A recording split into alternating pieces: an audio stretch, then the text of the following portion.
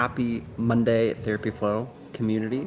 We are back yet again, as we do a couple times a week here, but for one of our favorite segments of the week, which is just doing the live Q&A for all the questions that we've gotten throughout the week from different sources, places, to just do a head first dive into some of the burning next steps that you guys are trying to take in your practice. So if you're joining us live, and even not, give it a comment, a like, just to let us know you're here, you can hear us, and kind of push it out to the people who need to see this.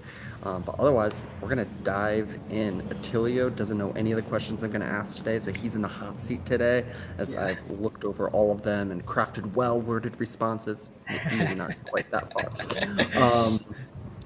But we're going to be focusing a little bit on like the insurance versus cash pay. There's a number of questions on that today, and we even did some content on that earlier this week if you want to check it out. But I thought an interesting question to start with from Della was, which are the best insurances to take while building a cash base as well? Yeah, it's kind of an interesting question because it's one that's different state to state. But I'll tell you what I might recommend. The number one way to build confidence and competence, especially if you have no skill in private practice, is to just take insurance and take them all. Just go all in on insurance, or just go into like something like BetterHelp, Headway, Alma. Just do those guys, right? The idea is just get full, get comfortable taking phone calls, get comfortable getting people signed up, get comfortable with your systems. Okay. And then once you have a full caseload, then you can start moving to cash pay.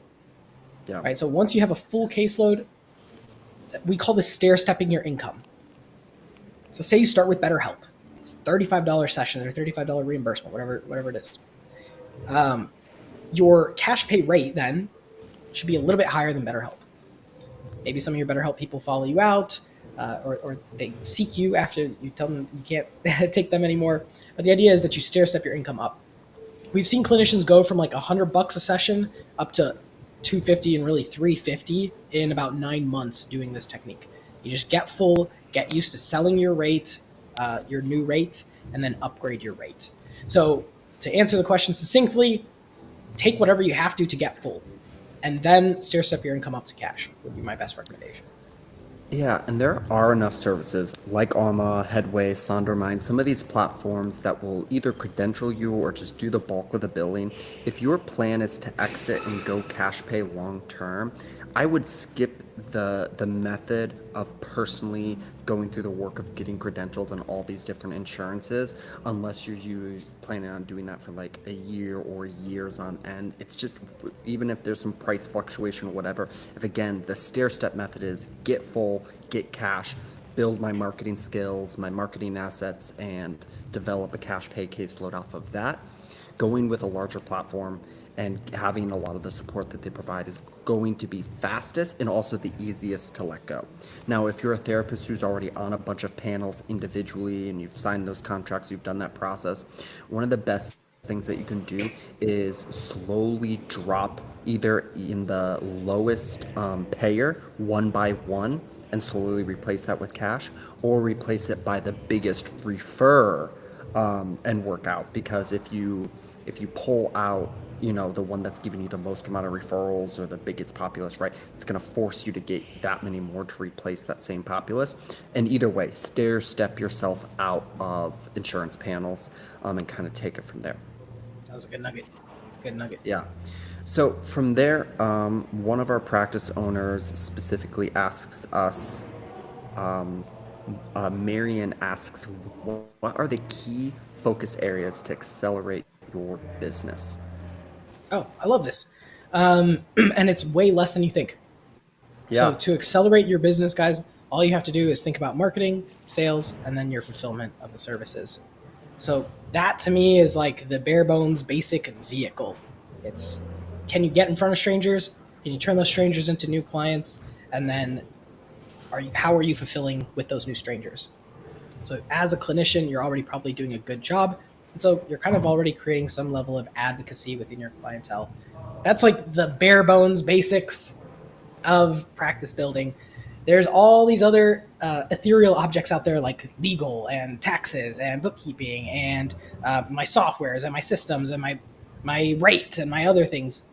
But guys, all of that is just like different little levers that you can pull, and it's not really the core function of your practice. Yeah. I'd say to add in that, Attilio listed three sort of buckets. It goes in that order. You have to get inquiries, you have to convert those inquiries into new clients, and then you have to fulfill on your service. And so if you're saying, why isn't my business growing or why isn't it as large as I want? Well, which category are people getting stuck in or do you not have enough of, right? Well, if you don't have very many sessions you're fulfilling on a weekly basis, right? Well, take it a step back. How many consults, how many sales conversations are you having? Well, if it's not very many, well, you take it a step back. Well, what is my marketing generating, right? Where is it coming from? And wherever that breaks down from the top to the bottom or vice versa, drill into that. That's going to be your next focus point until more people move into the next stage. And this kind of goes just in general to a question that Desiree asks, which is just in general, where do I begin? And I think we essentially just answered that question. To build a business, you got to do marketing, you got to do sales, and you got to fulfill the service. And then you build systems, processes, you hire employees to make each one of those buckets go faster or go bigger. And that's kind of boil it down.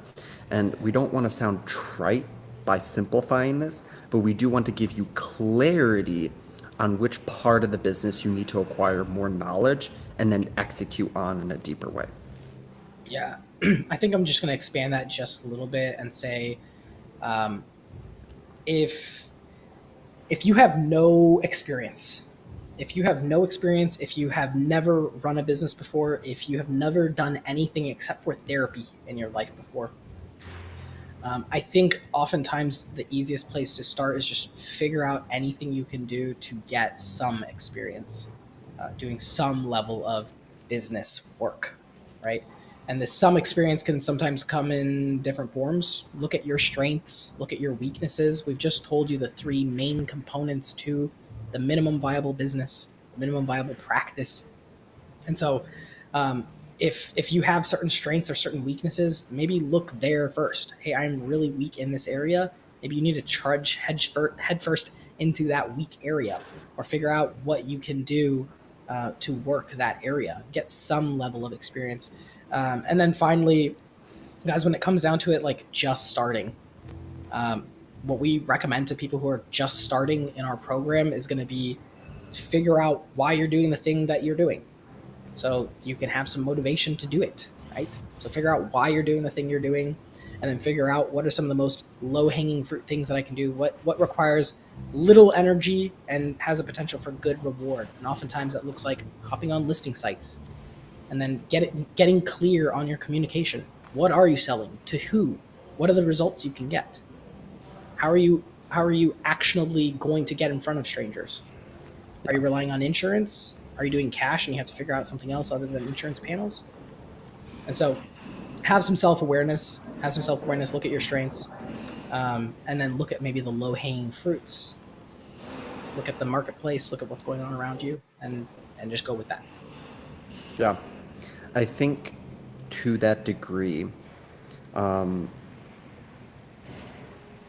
when you are focusing on business, you're focusing on development, some of the best sources of information aren't even going to be what other private practice owners or what other people have done in the therapy space. In some ways, that's where we came out of, outside a different space, which gave us a very different perspective initially on the business development and business building of private practice. So my last, encouragement for you is to go consume other business building like influencers, coaches, like steadfast books and resources outside the therapy industry specifically for some of these starting points and fundamental points, and then contextualize it to therapy specific marketing or therapy specific services, because some of that is going to have phenomenal advice that transcends just the therapy practice model. So, but kind of in light of that, when you start to get into other problems, Debbie asks us what suggestions you have on expanding to a second location. As I think about this question, like, great, this is a classic problem. Like, how do I go from one to two? And I can think of a couple things right now. For categories of expanding to a second location.